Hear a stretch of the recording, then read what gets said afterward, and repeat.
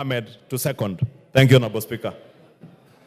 Thank you, Mr. Speaker, for giving me opportunity. Mr. Speaker, from the onset, I stand to second the motion, Mr. Speaker, for the approval of the nominees.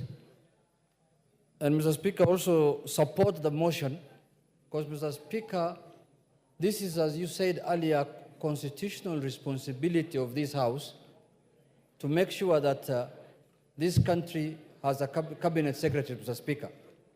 As you are aware, Mr. Speaker, previously, before this constitution, the President used to appoint cabinet ministers as he wishes and dismiss them as he wishes, Mr. Speaker. But now, under this new constitution, there is a requirement, constitutional requirement, that any nominee that has been brought by the President must be approved by this House. And today we are here, Mr. Speaker, exercising that constitutional mandate. And that's why I want to urge my colleagues to take this matter of the approval very serious, Mr. Speaker. The confirmation of cabinet nominees, Mr. Speaker, is not just a procedural, Mr. Speaker, formality, but it's a vital process that shapes the trajectory of the governance of our country, Mr. Speaker. Mr. Speaker, long time, and you are a veteran politician as you are a lawyer. Mr. Speaker, the President used to nominate anybody if he feels like. Whether you are academically qualified, whether you have the experience, doesn't matter. Even if you have never stepped in a classroom, Mr. Speaker, the President has the prerogative to appoint you as a minister. But at this point in time in this country, Mr. Speaker, you will be nominated and Parliament will look at your suitability and whether you have the capacity to perform, Mr. Speaker. So for that reason, Mr. Speaker, these nominees went through rigorous evaluation, Mr. Speaker, and looked at the experiences, Mr. Speaker. And I want to take this opportunity to thank you as the chairman of the committee, because this committee has put a lot of man-hour into this matter, Mr. Speaker, took a lot of time to scrutinize these members, Mr. Speaker. And every nominee appeared before the committee in person, and all questions have been put across to them, and a lot of them answered, Mr. Speaker, satisfactorily as per the report of the committee. But, Mr. Speaker, the question that we need to ask ourselves is that why are we in this situation at this point in time, Mr. Speaker? Why are we vetting ministers again mid-term, Mr. Speaker, when the term of the election has not ended, Mr. Speaker? Mr. Speaker, we have found ourselves in this situation because of our own making, Mr. Speaker. And one of the things that has come out in the vetting process is that the issue that has brought us to this situation was captured very well in our vetting process, Mr. Speaker. And we captured that the issue of arrogance, opulence, and show-off, Mr. Speaker. And we put those questions to the nominees, and majority of them took their time to answer that question, Mr. Speaker, and told us that they are not people of show-off. Order, members. Order. Members on the majority side, try and minimize your levels and tones of conversation so Mr. that Speaker, we can follow the proceedings. Mr. Speaker, members of the majority side, some of them are being disturbed by what has happened in the vetting committee, the rejection of one of the nominees, Mr. Speaker. Mr. Speaker, we must have a vetting committee. And what the committee has done must be taken very serious, Mr. Speaker. The committee spent many man-hours to check on the suitability of every candidate, Mr. Speaker. And the committee is not doing any victimization. The committee is not doing any victimization. The committee did their work in accordance with the Constitution and the laws of the country, Mr. Speaker. The Parliamentary Approval Act, Mr. Speaker. If a nominee is incompetent, the committee cannot say anything other than that he is incompetent or she is incompetent, Mr. Speaker. Mr. Speaker. Order. Member for Order. Take your seat, Junet. Member for Keyo South. I'll give you an opportunity to have your say. This is not a public rally. This is the National Assembly of Kenya. The right for everybody to say what they are saying corresponds with the right for everybody to listen to those who are saying. Just listen to your colleagues, you'll also be listened to in the same decorum.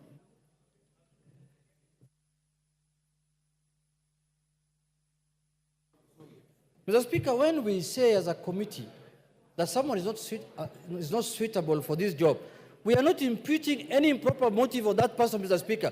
We are just saying that person is not suitable for this job. He can do another job elsewhere, Mr. Speaker.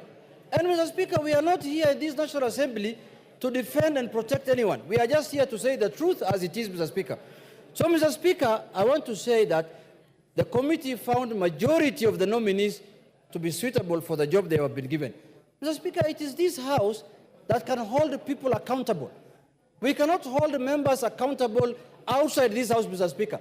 It is our constitutional mandate to hold people accountable here, Mr. Speaker. What is the point of sending someone to a job and after a year and 2 years again, you have to recruit again afresh, Mr. Speaker, like what is happening now, Mr. Speaker? We must take our job very serious this time because the ministers that we vetted at the beginning of this term were assumed that they are going to finish their term up to the election, Mr. Speaker. But they couldn't do. Out of 22 cabinet ministers who are in office, almost over 10 of them are not in office as we speak today, Mr. Speaker. 10 of them are at home. Give him another 5 minutes. More than half of the cabinet that was vetted by this House, Mr. Speaker, at the beginning of the term are at home. They have all been dropped because of reasons, incompetency, and other issues. So, Mr. Speaker, it is the prerogative of this House to decide who is going to be approved and who is not going to be approved. But we must take the report of the committee very serious because the committee did public participation. They interviewed the nominees, they listened to them, they looked at their CVs, they looked at their compliance documents, they looked at their physical appearance, they looked at their, mental, everything, Mr. Speaker. So, Mr. Speaker, I urge this House, let us not belittle the report of the committee. The committee report is as important as what we are going to decide here, Mr. Speaker. Mr. Speaker, the other issue I want to say is that we looked very much on the issue of integrity and accountability, Mr. Speaker. There were allegations that have been raised by certain members. There were issues that were raised against, for example, a nominee, Honorable Oparanya, Mr. Speaker. Issues of corruption, and we clarified, we said that the EACC has written, and the Director of Public Prosecution wrote to Parliament and said that there are no charges against that nominee, Mr. Speaker. And based on that, we made a decision. And himself, he appeared there and said, if there is any iota of evidence on him, on allegations of corruption, he is willing to resign, even if he's appointed, Mr. Speaker. Issues of drugs were raised about Hassan Ali Joho. The Minister for Interior, by then George Saitoti, came here and brought a report against him. Later, a report was brought to Parliament a week later that cleared him, Mr. Speaker. We looked into all those issues, Mr. Speaker, and we cleared all those people.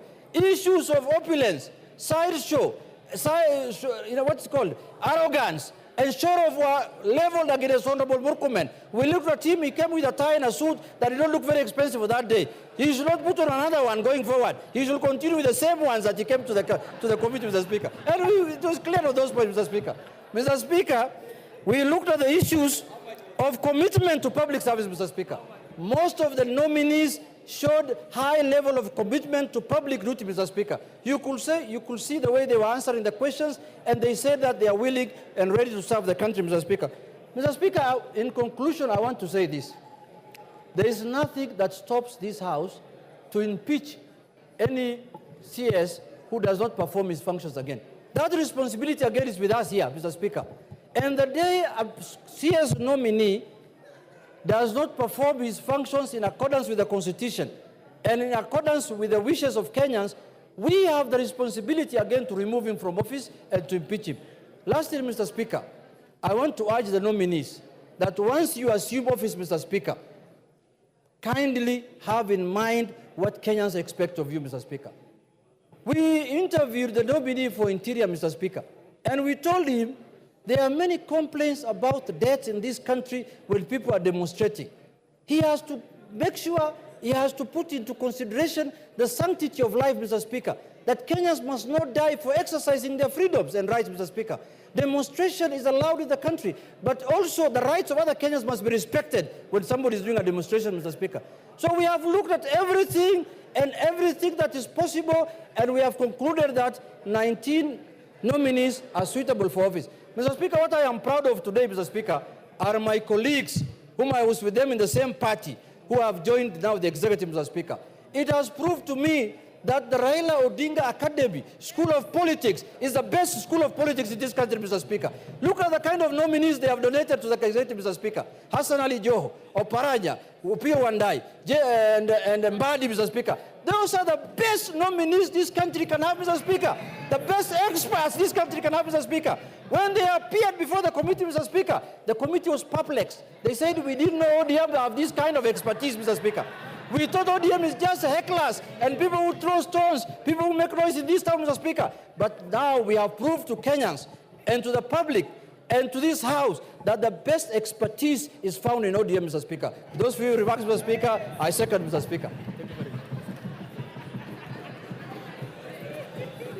Order. Honorable members. Order. Take your seat. Honorable members, I now propose the question, which is that taking into consideration the findings of the Committee on Appointments and its second report on the vetting of the nominees for appointment to the offices of Cabinet Secretaries, laid on the table